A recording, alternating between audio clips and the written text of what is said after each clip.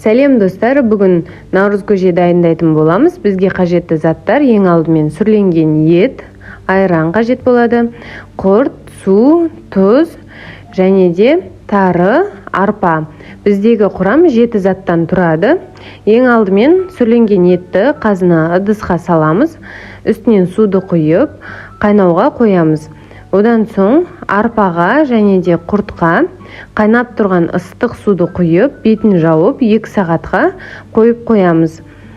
Одан соң біздің етіміз қайнағаннан кейін үстіндегі көбіктерін алып тастаймыз және де дәміне қарай тұзды салып 1,5 сағат қайнатамыз.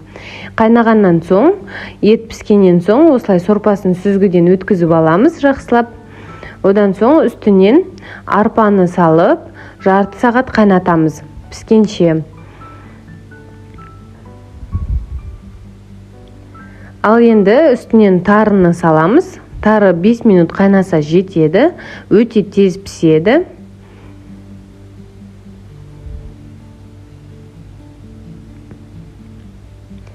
Енді барлық зат піскеннен кейін осылай ісінеді.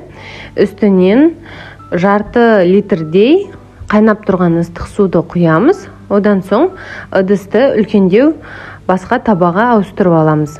Ал енді туралған етті қазына саламыз, жақсылап араластырып, үстінен айранды құямыз.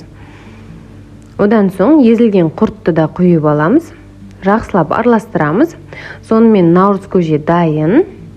Наурыз үйімізге бақ, береке, молшылық, табыс, тыныштық ала келсін. Сонымен наурыз көжеміз дайын. Ас болсын, міндетті түрде осы рецептімен дайындап көріңіз. Ұнап жатса, менің каналыма тіркеліп қоюды да ұмытпаңыз. Сау саламатта болғайсыз.